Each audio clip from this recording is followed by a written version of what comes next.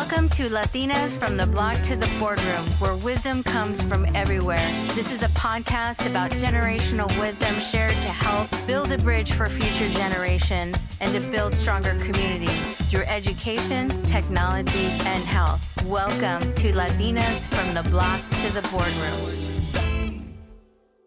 What does it mean to have a seat at the table? Women tend to hear this often in the corporate world or in nonprofit organizations, but what about in your own business? Are you not building your own table? Can you think of a time around your kitchen table or someone else's table, which was most likely your mother's, your abuelitas, your tias, your aunties, or your neighbors, but you know that table was a woman's table? Does it even exist today in your household without the cell phone? For me, this is a vivid memory of no cell phones, but the TV blasting away in the background. You could hear who was coming up to the front porch through the screen door, or you knew the time of day by the number of buses passing by outside, but you could all see it from my grandmother's table in her kitchen. And that was the brain of her household.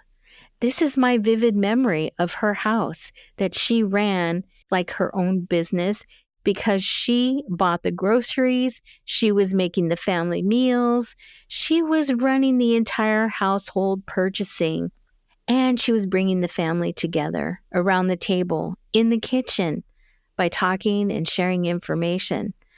Does that sound like a business strategy meeting? To me, it does. Maybe some of us are doing that today in our own businesses. Maybe some of us are not.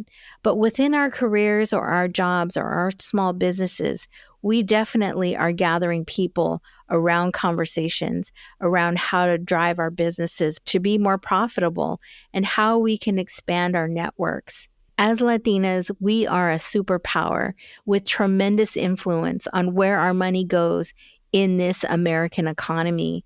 As Latinas, we are the fastest rising entrepreneur business segment and entering the corporate workforce with higher degrees, and yet we are not entering the boardrooms. The latest stat from the Latino Board Monitor found that in the Fortune 500, Latinas represent 1.7% of board seats, and yet the entire purchasing power of the Latino community to this day has hit $3.7 trillion. And per Beatriz Acevedo, CEO and co-founder of Suma, said, we are growing 2.5 times faster than the non-Latino purchasing power. So as some would say, the math ain't math in here. Let's see, 1.7% board seats, but yet $3.7 trillion in purchasing power? What does it mean to be on the board of directors or to throw your hat into that arena? It is your expertise and your knowledge, which is front and center every day because, well, you use it every day. So I'd like to welcome a returning guest and outspoken role model for me, Nathalie Molina Niño. She is the co-founder and president of Known. She is an investor, builder capitalist, author, educator, and retired global tech entrepreneur. As part of her work as a champion of women, communities of color, and the planet, she co-founded the trade organization for builder capitalism, a long-view alternative asset class to venture capital. In 2018, her book Leapfrog, The New Revolution for Women Entrepreneurs, was named one of Book Authority's best CEO books of all time. Nathalie also launched her first tech startup at the age of 20 and is the co-founder of the Entrepreneurs at Athena, at the Athena Center for Leadership Studies of Barnard College at Columbia University. She makes personal investments out of her family office, O3, and prior to that, via Brava Investments that she co-founded and served as CEO. In 2015, she stepped in as CRO, that's a Chief Revenue Officer, of Power to Fly, to help grow what is now the fastest growing online hiring platform for women in tech. She has advised organizations such as Disney, Microsoft, Goldman Sachs, MTV, Mattel, and the Bill and Melinda Gates Foundation.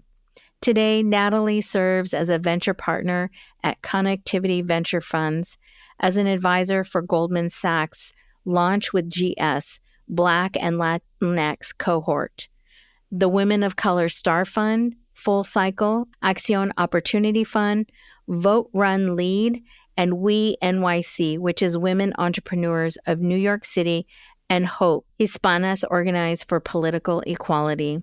In support of her efforts to make reproductive health care more accessible and affordable, she also serves on the board of the National Institute for Reproductive Health and the American Medical Association Centers for Health Equity. It is my absolute honor to welcome again Nathalie Molina Niño. Hola, Nathalie. Welcome to Latinas from the Block to the Boardroom. It's so nice to have you back on the podcast. And I just want to tell our audience that, we go back here a little bit in the podcast days. Just to let folks know, Nathalie Molina Niño and I did a podcast early days during the pandemic. So that was in 2020, but her book came out, I believe, before that.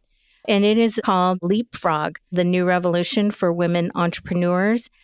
And specifically why we did that podcast during the time was because, as we all know, during COVID, that small business owners were hit the hardest. And people of color that own businesses really had no lifelines into any financial stability, or most, I wouldn't say all, just most of them. And we presented some data on that, and it was very eye-opening and telling. And I believe a lot of small businesses are still recovering. In fact, we're increasing with Latinas leading the way. And I think that's really fabulous. So thank you for all your work. And the book is called Leapfrog, the New Revelation for Women Entrepreneurs. It is still exceptionally relevant to today. And I would suggest everybody that wants to start a business, that is looking for that extra encouragement, you can definitely get it from her book, as I did. So welcome, Nathalie. Thank you. Thank you for the kind words and for taking me down memory lane. That was not a good time. And I just remember we were all glued to the, our screens and the television, and we just didn't know what was happening. But financially, it really set a lot of us back. So today, talking about the book, Leapfrog and the small business journey, give us a little bit of shine on your background, because back then you were part of Brava and now you have kind of leapfrogged yourself.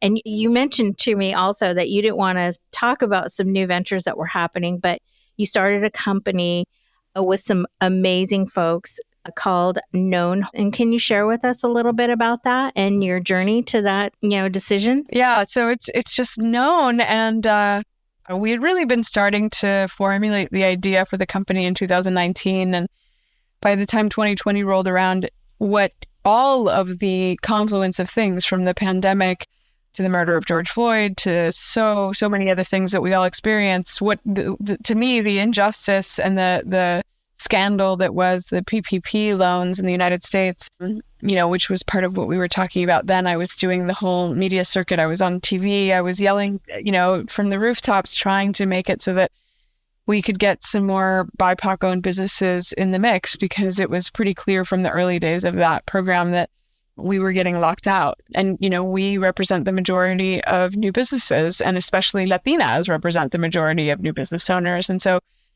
Known is essentially an asset management and financial services company. We are aiming to manage the large sources of capital in this country. So think endowments, think foundations, think large family offices. And the goal really is that we were looking up the food chain, and it's not enough to invest in BIPOC-owned businesses. It's not enough to invest in the people that are largely left out of the formal economy. You have to kind of look up the food chain and say, well, okay, why are BIPOC-owned businesses not getting a lot of financing? If you go up one step in the food chain and you look at the investors, it's like, because there are few of us in the ranks of investors, and then if you go up even further up the chain to that, it's like, well, who invests in investors? And the answer to that is asset allocators. It's people like my company, Known, who are intermediaries. They're managing the money of large endowments. They're managing the money of big families. And they're ultimately the ones that are deciding which investors get money. And then those investors, of course, then invest in businesses. And I think that for us, it's a little nerdy, but we were looking at the inner workings of why does this continue to be a problem? It seems like we move forward and you see kind of an uptick in investments in all of the people that typically get locked out. And then the next year, the numbers go down again. It's like up and down and up and down. And it became clear to us that instead of begging a predominantly white male financial establishment to please invest in the majority of the world, we really needed to just take the reins and be the asset allocators that ultimately make decisions about where the largest sums of capital go and why they go in the directions they go. So it's kind of a nerdy, behind the scenes play, but I love being nerdy and I love being behind the scenes. So that's what we're doing. Awesome. Yeah, I really love the story also of your journey of how you got into tech first, and then you saw the kind of goals that you wanted to do with this type of new goal and aspiration to really invest in communities and to really see more of us coming together in a financial lift.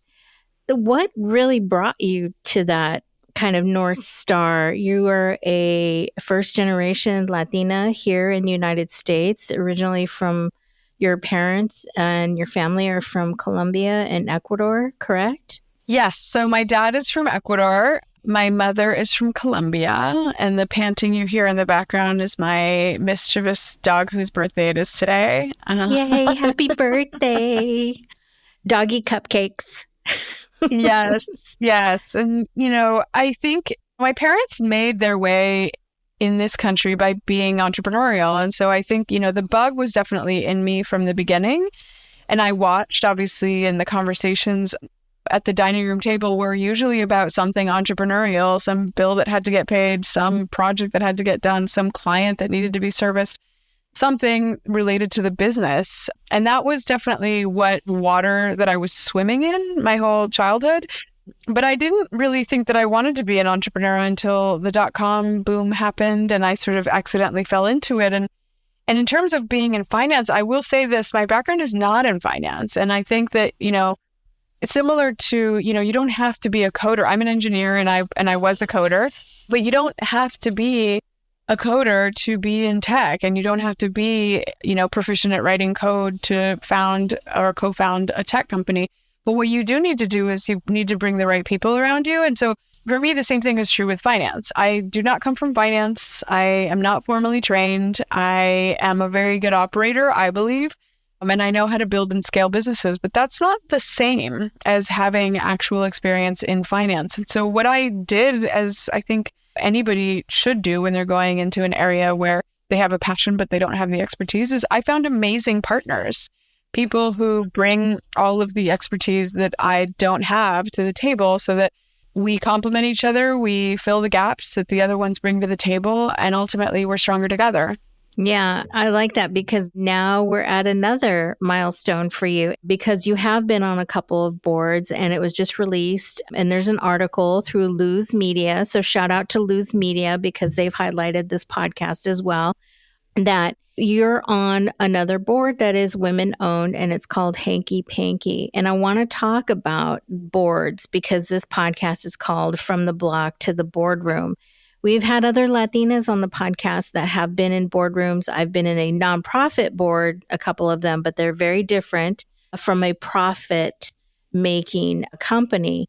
And I want to talk about the difference because I believe that when you're an entrepreneur and you're starting this journey, and I just want to get your take on this, is that you also have to see yourself moving forward with the business if you have ambitious dreams. And you just said it, how do you build that table to bring in the expertise and the knowledge? Because when you start a business, you actually have to find those people to get your business started. And a lot of people look to their friends and family to be on the board, but this is something completely different. And I'd like you to kind of get into the dynamics of that with your experience being on a couple of boards and now your new appointment on the Hanky Panky board.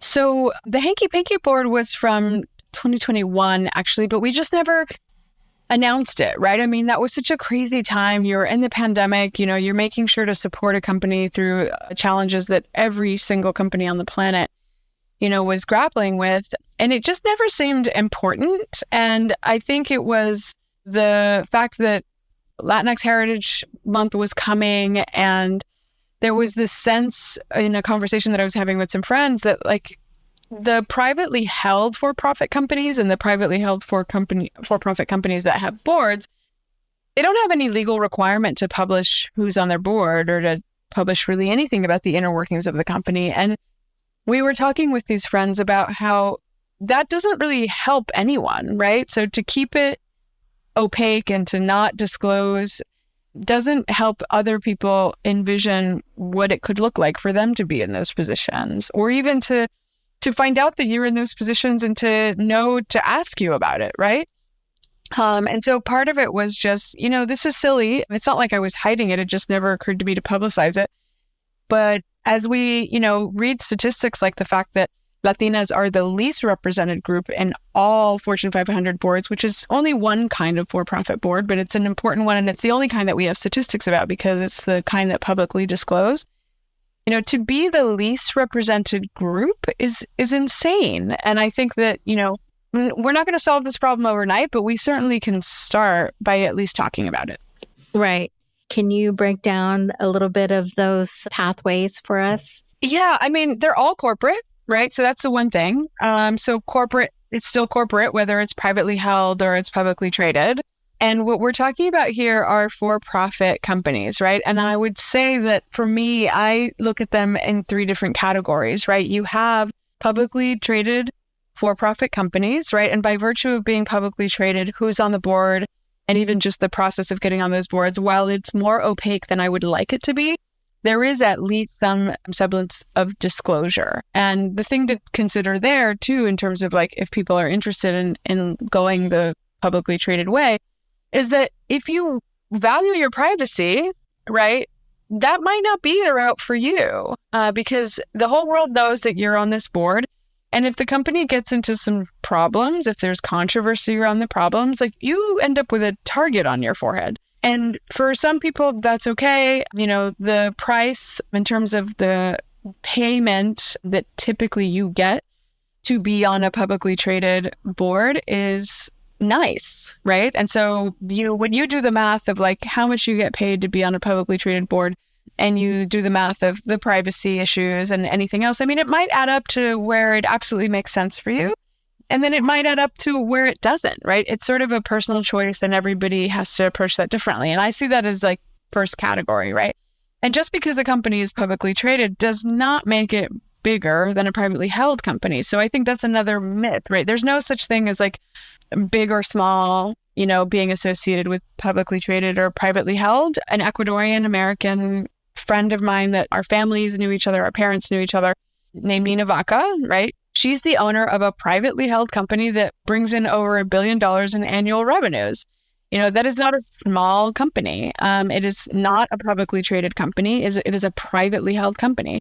And so that is the second category of companies, right? Still a for-profit company. Obviously, that's all we're talking about here, but it's privately held, right? And it's privately held in a traditional sense of, there are a handful of owners.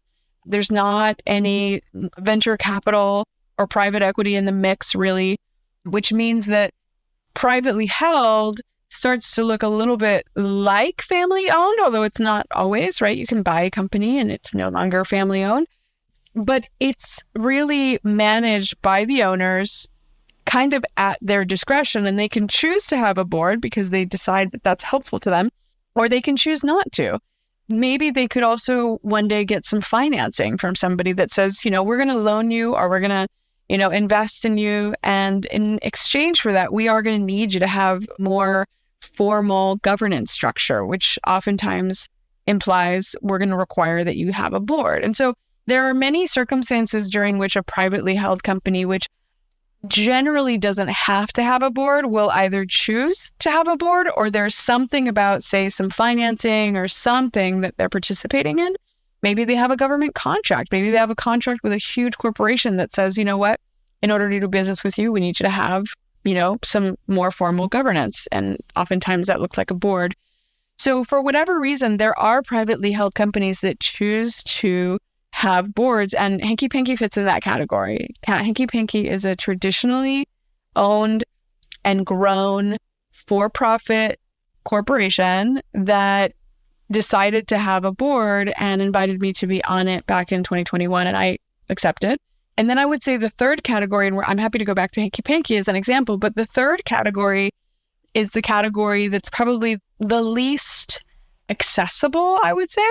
And that is the venture-backed for-profits. Now, I would say this, venture takes 99% of all the oxygen, right? But venture capitalists in Silicon Valley especially, they have a, in my view, relationship with the media where it feels like every time they pass gas, they launch a press release.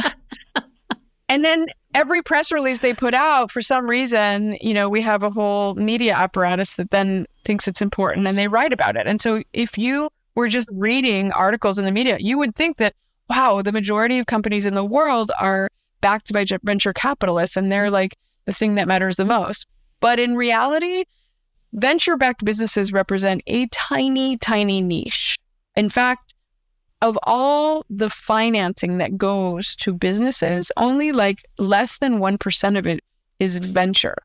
So it's just a really loud world that actually is statistically fairly insignificant. They make a lot of noise, they get a lot of attention, but they don't actually represent the majority of businesses. And in my view, they don't even represent the most important businesses. So think about huge businesses that were not venture-backed, businesses like Microsoft, businesses like the example that I just gave of Nina Vaca.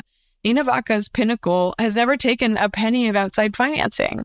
It is 100% owned by Nina and anybody else that, Nina chooses to get involved. But, that's an example of a really large company, right? Again, Microsoft, not a small company. These are companies that were not backed by venture capitalists, and still, even though they would have you think that it's not possible, they managed to grow and become massive. So the third category of boards is venture-backed businesses. And with those, the reason I say they're the least accessible is because, generally speaking, the majority of the board members in venture-backed businesses are people who represent the investors, right? So everybody knows the alphabet soup, right? You get seed, you get your Series A, you get your Series B, Series C. Basically, whichever investor wrote the biggest check in each of those rounds will oftentimes get a board seat. And that's part of their condition. It's like, we're gonna write the biggest check in this round of financing. And in exchange, we're going to take a board seat so that we can influence how this company grows and what directions it takes. And so it doesn't mean that it's impossible to get on those boards. It's just that, the way to do it is super niche. It's like you either need to be part of one of these venture funds, you need to be writing the biggest check in that round.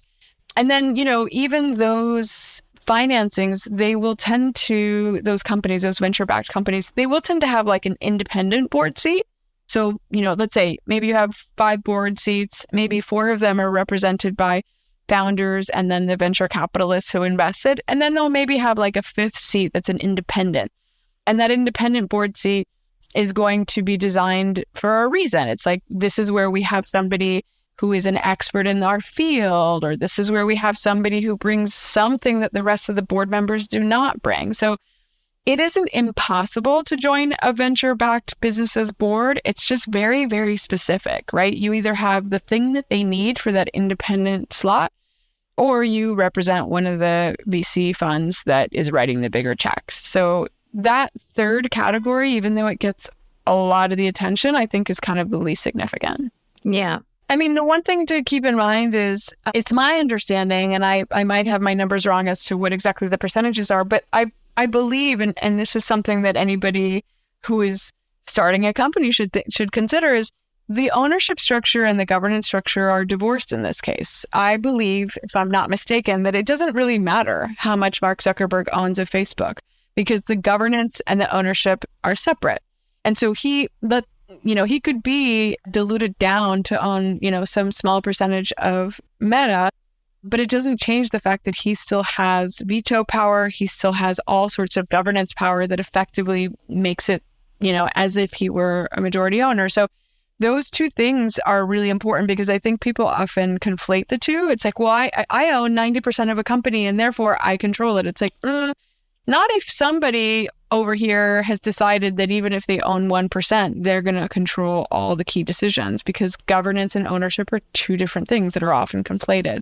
And, when I look at things like that, we can answer the question of whether, there's a monopoly there and whether there's government interference that has to happen. And I'm actually a belief that when you're building commons, right, the new town square, and, when it comes to communications especially, I do think that there has been a real lack of regulation there.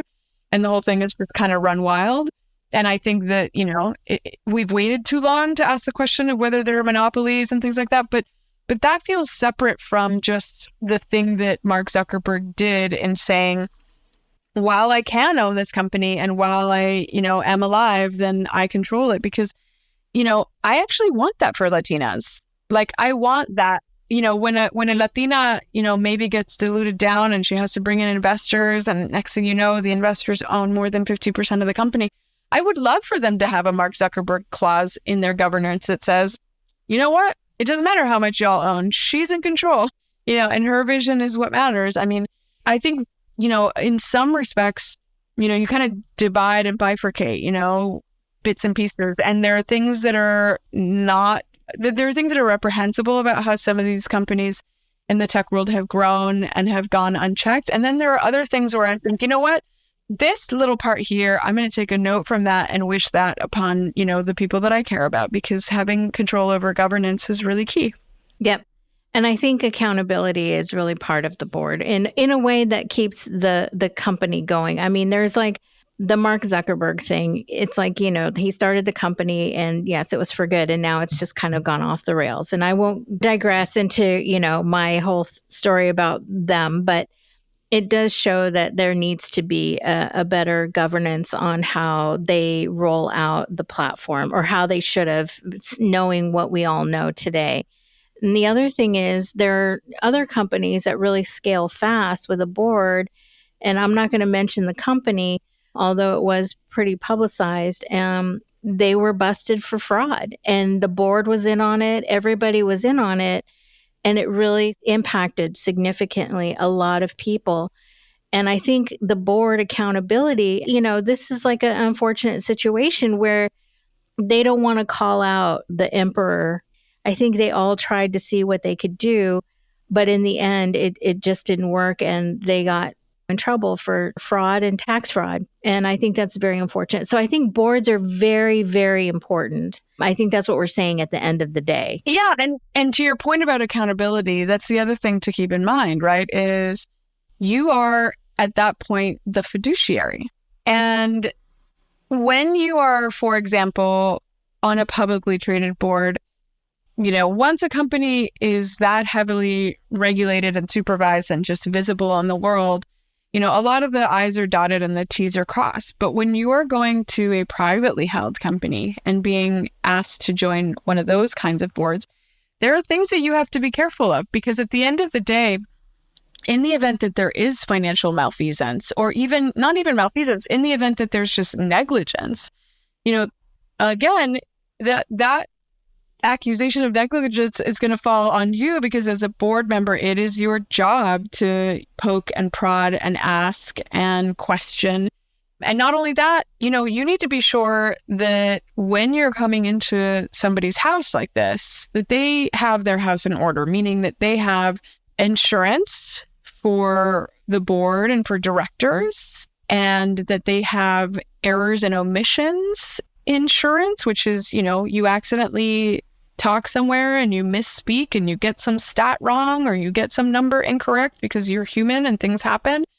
Well, there's insurance for that, right? And there's a bucket of money there for lawyers so that anything, whether it's merited or not, because not all lawsuits, some lawsuits are frivolous and they just exist to waste your time and your money. Well, if you have insurance, then you're protected against that kind of thing. And so it's something that I would never go so far as to say you should be worried about this, because despite all of these things, I still think that we should be on as many boards as we can. But we've got to go into it eyes wide open, not with, rose-colored glasses and thinking everything is handled. You've got to ask the questions. Your lawyers have to review the contracts. You got to make sure that people have insurance, and not just binary. Do you have the right insurance or do you not? It's how much do you have? How big is this board? Is that enough coverage, or do you need to up that coverage to account for the new board members that are entering? And so it's not an insurmountable set of questions, but it's a classic set of, a handful of things that you really have to be sure that you're aware of, so that when you do go in, you know that you're covered and you're protected, and you can be that accountable board member that founders need you to be, right? Right. And I think if you're coming on and they understand you, I was never on that, a publicly traded board, but I do ask a lot of questions. And I think that made a lot of people uncomfortable in certain rooms. But that's it. You got to use your voice. And that's what makes you a good person to say, let's take a step back a little bit. And that's really kind of value-based in bringing a perspective that a lot of people will appreciate, I think, because homogeny in certain businesses and industries it keeps going on. And by these dismal numbers here that I see from this report from the Latino board monitor for, our folks being on boards, it's like, I feel like it's a reality. I think it's especially acute when you compare, right? Latinas are starting more businesses than any group, and then Latinas are the least represented on publicly traded board. How are these two things coexisting at the same time in 2024? It's ridiculous, and it's also just dumb. Why would you take one of the most powerful consumers on the planet and lock them out of the room where you're making decisions about products, about a business's growth, about the ethos of a business? It's absolutely anti-Darwinian, or they give the Darwin Award to the people who die stupidly. And I think that perhaps there needs to be a Darwin Award for businesses, because if you're locking out your most powerful consumer, then you clearly don't want to grow and thrive. Exactly. It is a no-brainer. And how many legacy companies that have products don't see that as a benefit to their board? And I always hear, and this is a statement always in tech, is it's a pipeline issue. We don't want to be on boards. There's not enough of us out there. We don't want to do it. I'm being facetious, of course, but I'm just saying that's the old quote that we hear all the time. But I want to get your perspective on that, because you're obviously front and center and visible. Nina Vaca is one of them. There's a few. There's Cece Rojas, who's been on this podcast. She was on the national board for the YMCA. Now we're here. Yeah, we are absolutely here, and we're building businesses, and that's ultimately what people need, right? They need operators. They need people with specialized expertise. Patty Arvielo owns the 13th largest mortgage company in the country, 3rd largest privately held, apart from Nina Vaca. Marjorie Torres is an Ecuadorian American who is a brilliant engineer, now an investor, has also been on boards. We are there, the ones that have already done it and who already have the sort of resumes and who have been on multiple boards. But also rewind to when we hadn't been on multiple boards. There is no pipeline issue. If we're talking about people with potential, people who are ripe to be on their first board, now that's an even longer list of people. And that is, I would argue, a never ending, absolutely zero pipeline issue. So, I think that it largely has to do with just not knowing what these are. Even just knowing that there are 3 types of for-profit boards is, I think, step one. It's you got to know what the path is, and you got to know especially what the destination is and what it looks like, in order to even start to build your resume and think about adjusting your career to say, all right, I'm going to do what it takes to get to that endpoint. But, people talk about boards like it's just this amorphous thing. And I think even walking out of listening to this podcast and saying, oh, okay, so I'm not even going to try to say, hypothetically somebody, right? I'm not even going to try to get into a VC-backed board because I'm not a VC and the chances of getting one of these independent seats seem pretty slim. My best bet is to go to the privately held, traditionally owned businesses and make friends with these founders the way that I make friends with the founders of Hanky Panky. And over the years, they grew to trust me. I was the person that they would call when they had challenges or questions. And so when it came time for them to build a board, it was just so natural and obvious. They asked, what is the minimum board that we legally have to have? And the lawyer said, well, you need at least one other person, the two founders and one other person. And they were like, all right, Nathalie, right? That's something that we can do. We can build relationships with founders and we can be that inevitable natural choice, right? Or someone else might listen to this podcast and say, actually, I'm a VC. So my best bet is probably, to go the venture-backed route. Someone else is going to be, on their way to go up into the C-suite of a big corporation. And they're going to say, you know what? My best bet is probably not the privately held side because I don't have a lot of experience with the privately held side. And I don't really know a lot of founders, but I do know a lot of C-suite executives in publicly traded companies. So let me work that network. And, I think what's important is you don't know what steps to take and what things to do if you don't have a clear picture of where the end destination is, right? 100%. Right. And I think having these extra, soundboards and people with experience really kind of give you that leg up. And yeah, you just have to put your feelers out there and figure out, who's going to bring you to that next step. And I'm really grateful to have you on this podcast to share these stories and your experience, Nathalie, because it's a wealth of information. And every time I meet you in person, it's always around funding and these money type of conferences around women and communities of color and, BIPOC communities, LGBTQ. And it's just when I see this, I get so excited because my corporate life was just such a everybody was kind of the same. And I always felt like I didn't belong and it was very uncomfortable. But when I see these new arenas of people wanting to connect and share money, like the She Money Conference in Salt Lake City and the SOCAP, conference here in San Francisco, talking about everybody how to build wealth. And those are the partnerships that are getting made because that door, if you'd like to get to what we're talking about, the big corporate boards, and that's your pathway, go for it. But there's so many others. And that was what my eye-opening experience was, that look at all these wonderful companies that are getting started and funded. Yeah, I mean, on the privately held side, again, it doesn't have to be big and small. There are plenty of really big privately held companies. And the thing about some of the privately held companies, depending on the size and depending on where they are in their trajectory,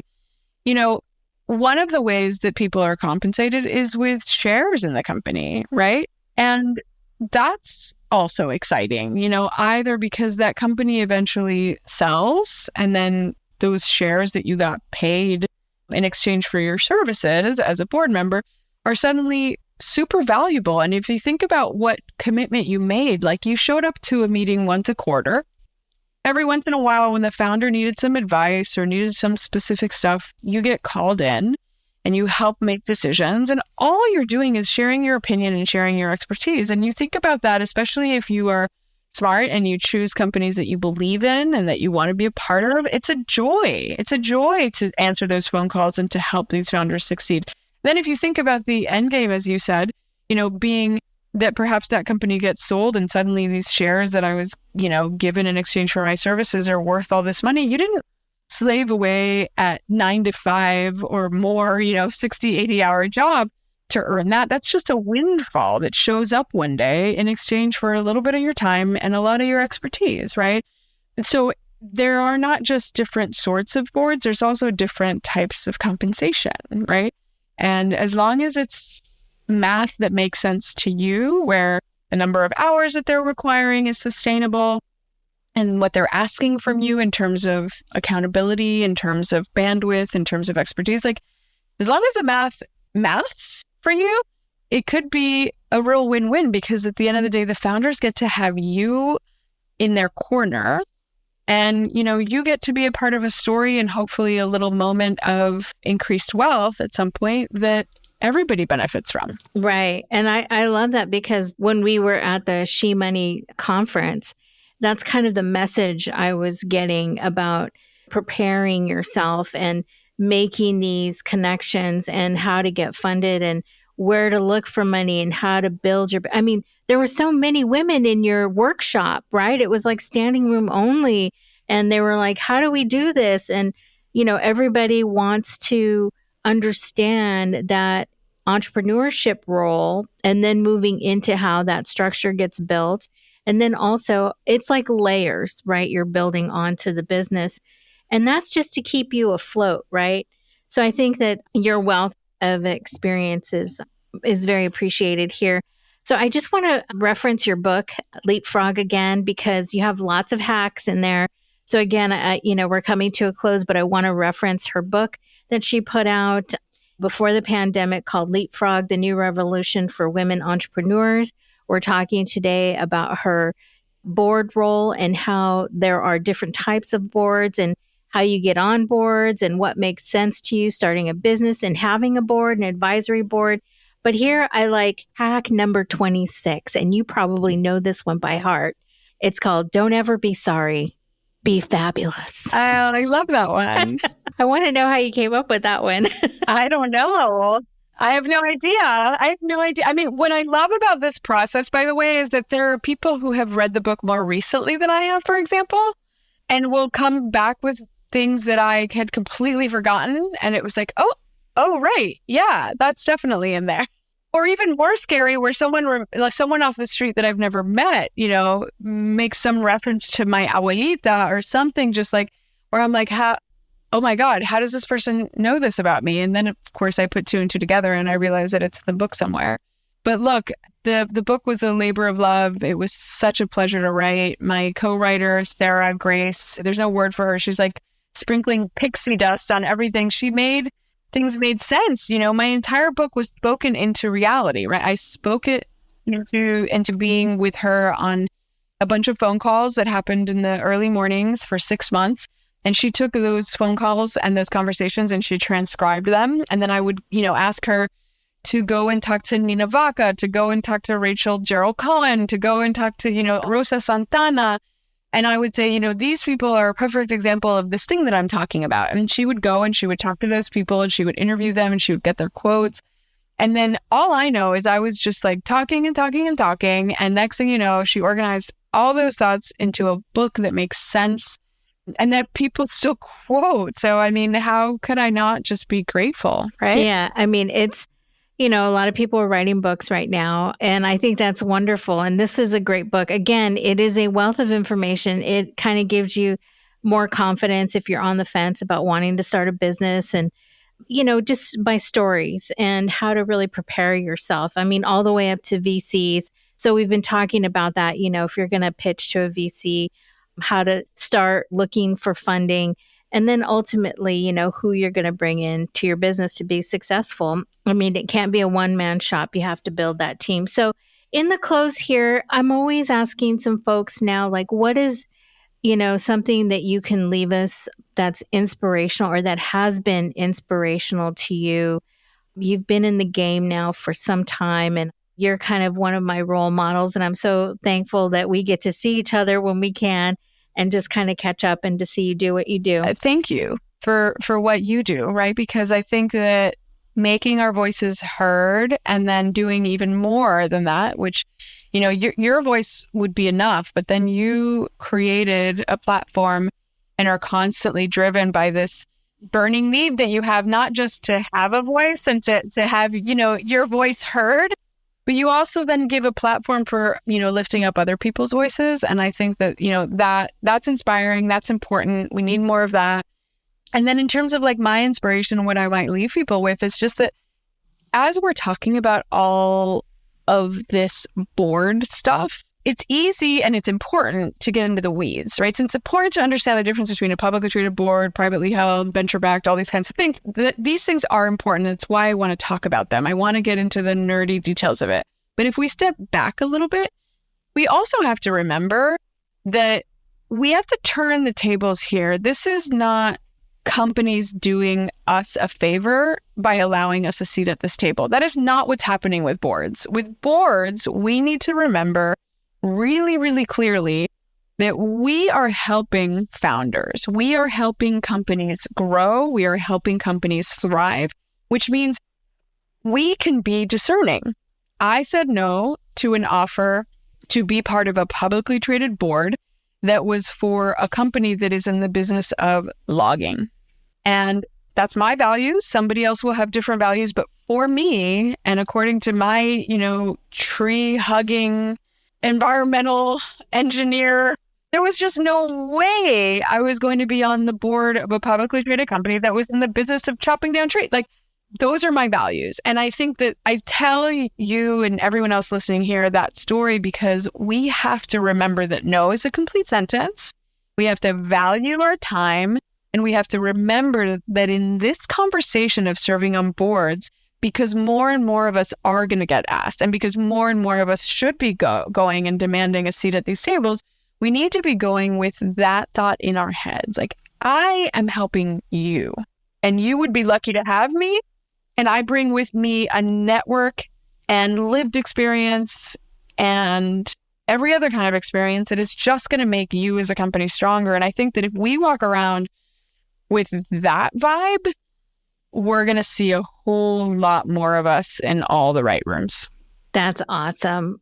And I've said it before, the power of no, and it's specifically for that. It has to align to your value because of the experience. And sometimes it's a hard no because you could be like, I don't know. But if it's like you feel it, yeah, I like that tree hugging no.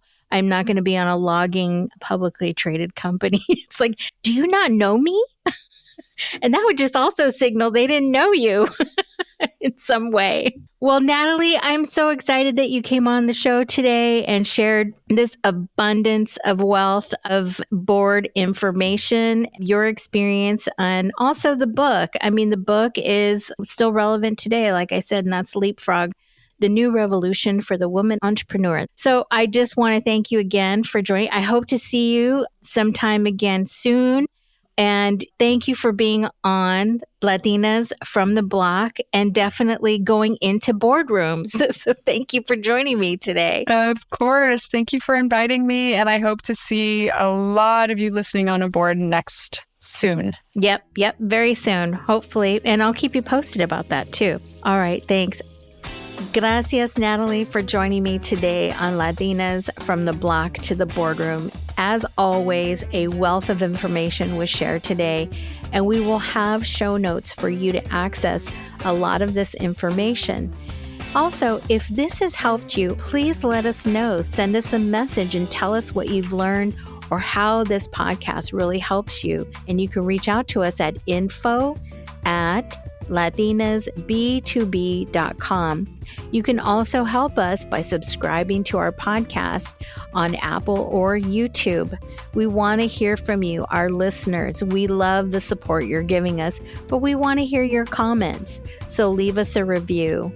And we also want to connect with you and share your story. So if you leave us some information, we'll give you a shout out into the podcast. Or if you have a question for us, we'll address it on the next podcast. So again, reach out to us at info@latinasb2b.com. This podcast was sponsored by 5E Leadership and Marketing, co-founded by latinasb2b.marketing. The executive production is done by Theresa E. Gonzales and co-produced by Robert Lopez. If you'd like to learn more about Latinas from the Block to the Boardroom, please visit our website at latinasb2b.com. And if you'd like a sponsorship opportunity or know how you can collaborate with Latinas from the Block to the Boardroom, please visit us at info@latinasb2b.com. Gracias.